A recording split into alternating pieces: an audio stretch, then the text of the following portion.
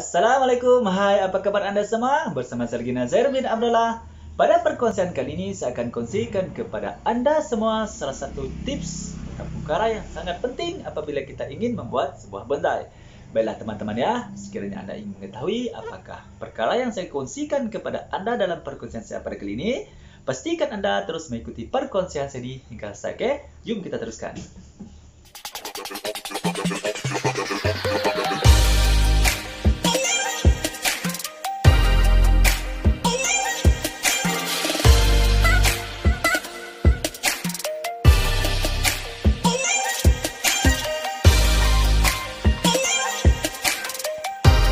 Oke, baiklah teman-teman ya. Bersama saya lagi ya. Oke, baiklah teman-teman ya. Dalam perkongsian kali ini saya akan kongsikan kepada anda semua. Ini terutamanya untuk anda-anda yang masih sebagai seorang pemula ya teman. Juga sama seperti saya ya. 5 tips berkaitan pemilihan pokok untuk kita jadikan bonsai. Apa tadi? 5 tips yang kita perlu jadikan tips utama untuk kita memilih pokok ataupun jenis pokok untuk kita jadikan sebagai bahan bonsai. Boleh ke tak? Oke, baiklah sebenarnya kita bincang secara santai-santai saja. Kita bincang ringkas-ringkas sederhana saja. Sekiranya ada terdapat kekurangan, teman-teman boleh tambah ya. Mana tahu teman-teman ada lagi pengalaman-pengalaman yang lain ya. Boleh tambah ya. Boleh saja tulis di ruang komen. Makasih teman, oke? Oke, mudah-mudahan kita sama-sama menjadi pembonsai yang sukses itu masa depan nanti. Baiklah teman-teman, oke. Untuk tips sebentar, baiklah teman-teman untuk perkongsian kali ini ya. Di sini saya akan kongsikan 5 tips ya, 5 tips secara ringkasnya. Apa yang kita perlu perhatikan sebelum kita mengambil sejenis pokok ataupun sesuatu jenis pokok untuk kita jadikan sebagai bahan bonsai kita. Oke, dah sudah? Oke, kalau dah ngopi dulu, oke. Sampai duduk ngopi, kita kongsi, kita bincang-bincang, oke? Kita bicara. Oke, baiklah teman. Yang pertama nih. Oke, untuk yang pertama teman, tips yang pertama lah kita pilih jenis pokok yang ada di tempat kita. Maksudnya, pokok tu ada tumbuh ya, ada tumbuh di tempat kita. Contohnya kalau di tempat saya ni ada pokok jeliti, pokok ati putri macam tu ataupun pokok fikus ya teman. Okey, itu yang pertama. Tidak tahulah di tempat-tempat teman-teman mungkin ada jenis pokok lain ya, pokok yang sesuai untuk kita jadikan bonsai ya.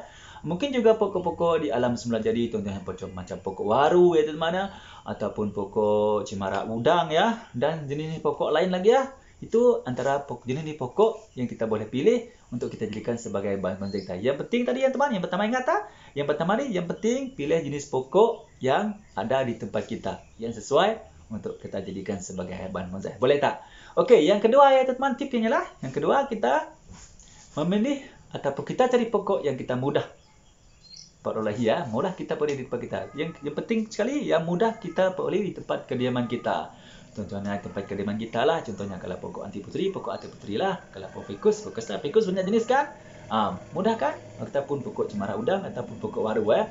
Biasanya kita bahagian Asia ni sebenarnya banyak pokok waru, banyak pokok fikus ya.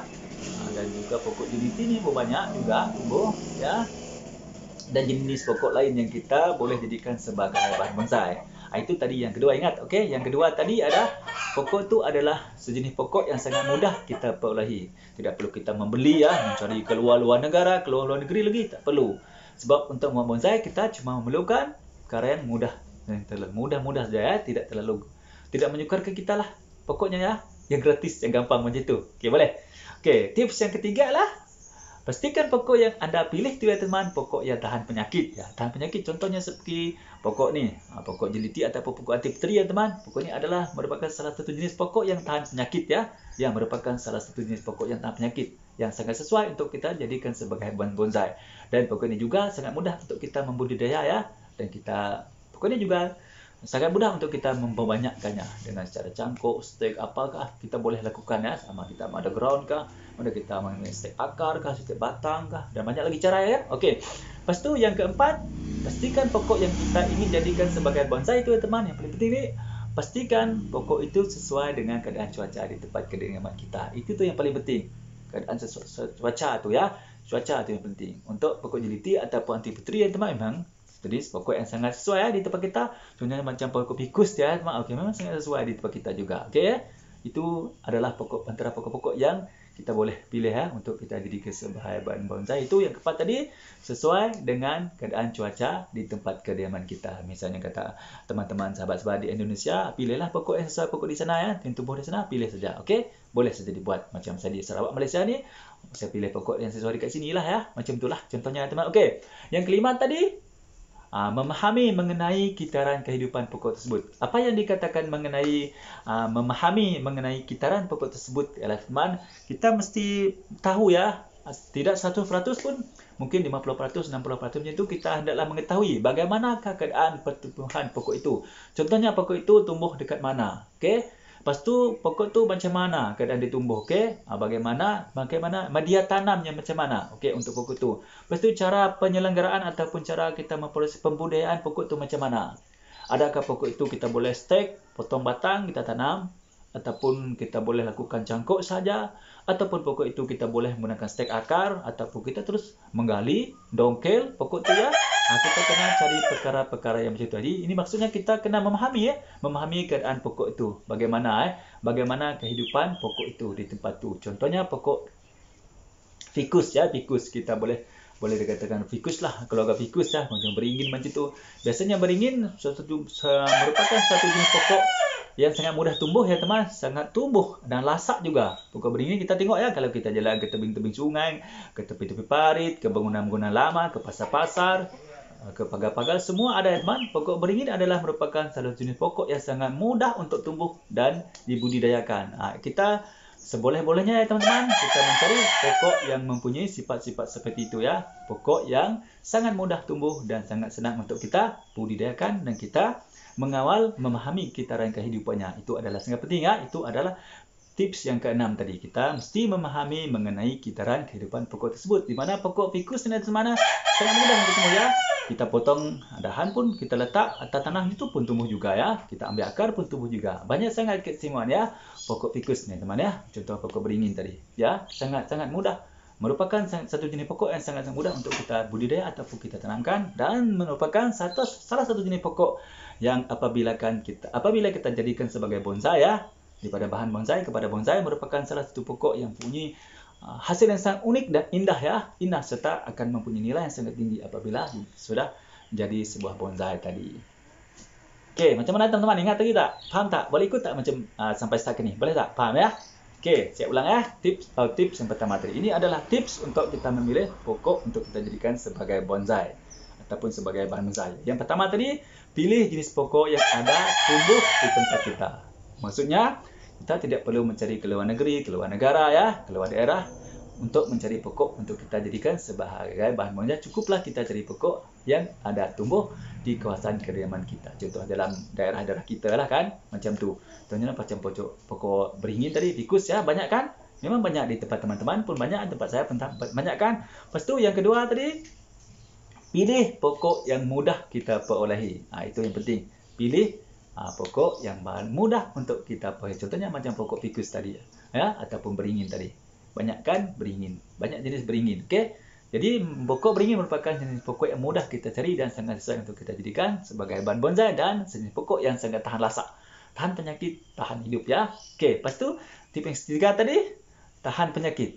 Kita cari pokok yang tahan penyakit. Contohnya seperti fikus ya. Fikus jarang kena penyakit ya teman ya. Betul tak?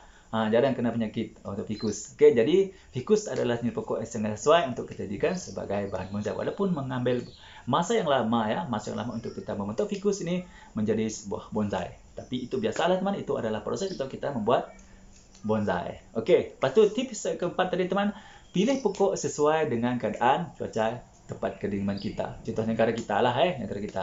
Contohnya kalau teman-teman dekat Indonesia, pilihlah pokok dekat sana ya, sesuai dengan cuaca kat sana. Macam saya cakap Malaysia, Sarawak ni, saya pilih keadaan yang sesuai dekat Sarawak ni. Kita adalah dalam keadaan khatulistiwa ya. Kita Asia ini adalah dalam keadaan khatulistiwa, di mana kita mempunyai cuaca hujan yang panasnya ya. Kita mempunyai dua-dua cuaca ni, panas dan hujan. Ini adalah sesuatu cuaca yang sangat sesuai teman-teman untuk kita membuat bonsai. Okey, boleh ya? Okey, lepas tu yang keempat tadi, tips yang keempat, kita memahami mengenai kitaran kehidupan satu pokok tersebut. Itu contohnya kita memahami pokok fikus tadi, kita contohlah beringin ya, kita ambil beringin saja. Kita ambil beringin. Okey, bagaimanakah keadaan pertumbuhan semula dari pokok beringin tersebut? Okey, itu penting. Contohnya, pokok beringin itu tumbuh dekat mana? Okey, contohnya pokok beringin tumbuh dekat batu, tumbuh dekat bangunan-bangunan lama, tumbuh dekat pakar-pakar, tepi-tepi longkang macam tu ya. Sangat subur ya. Jadi kita tahu apabila kita ingin menjadikan pokok beringin itu sebagai bahan bonsai, jadi itu adalah contoh yang paling ideal, yang paling sesuai kita ikut apabila kita ingin membuat pokok beringin itu menjadi sebagai bahan bonsai kita. Senang kan? Mudah kan? Boleh tak? Boleh ikut. Jadi itulah teman-teman ya, antara sedikit perkongsian yang saya kongsikan kepada teman-teman untuk perkongsian kali ini, yaitu 5 tips untuk kita memilih pokok untuk kita jadikan sebagai bahan bonsai dan terus kita jadikan sebagai bonsai kita. Baiklah teman-teman ya, saya harap dengan sedikit perkongsian yang santai-santai, ringkas, sederhana, bersederhana daripada perkongsian saya pada kali ini dapat sedikit sebanyak ya teman memberi info dan manfaat ataupun panduan terutamanya kepada anda ya teman yang sedang pemula juga sama seperti saya ya. Mudah-mudahan bermanfaat ya teman. Okey baiklah teman. Seperti biasa teman, sekiranya anda merasakan perkongsian daripada saya pada kali ini bermanfaat kepada anda semua, silakan anda klik tombol subscribe dan tekan tombol lonceng supaya anda menjadi orang yang pertama sekali akan dapat mengikuti perkongsian terbaru pada channel ini, terutamanya berkaitan dengan alam berbonsai. Baiklah teman-teman, sekiranya anda mempunyai persoalan ataupun cadangan ya teman, sila tulis di ruang komen ya. InsyaAllah saya akan menjawab pertanyaan anda. Dan terima kasih saya ucapkan kepada anda semua ya teman kerana sudi mengikuti perkongsian daripada saya pada kali ini dari mula hingga selesai. Mudah-mudahan bermanfaat ya. Baiklah teman, saya rasa cukup sampai setakat ini dulu untuk perkongsian daripada saya pada kali ini, yaitu mengenai tips-tips ataupun beberapa tips yang kita boleh ambil kira sebelum kita memilih pokok untuk kita jadikan sebagai bahan bonsai ataupun bonsai. Baiklah teman-teman, seperti biasa teman, sebelum saya mengakhiri perkongsian saya pada kali ini, mari kita sama-sama berselawat kepada kekasih kita Nabi Muhammad SAW. Mudah-mudahan kita mendapat syafaatnya dari dunia sampai akhirat. Jom kita sama-sama berselawat. Bismillahirrahmanirrahim.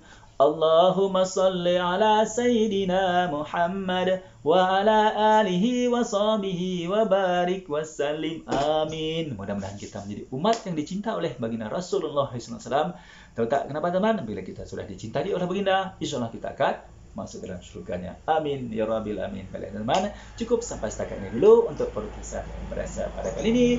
Mudah-mudahan bermanfaat. InsyaAllah saya akan bawa kepada teman-teman lagi perkongsian baru dalam channel saya ini. Itu berkaitan dengan alam bonsai. Baiklah teman-teman, salam satu hobi, salam bonsai. Bye-bye.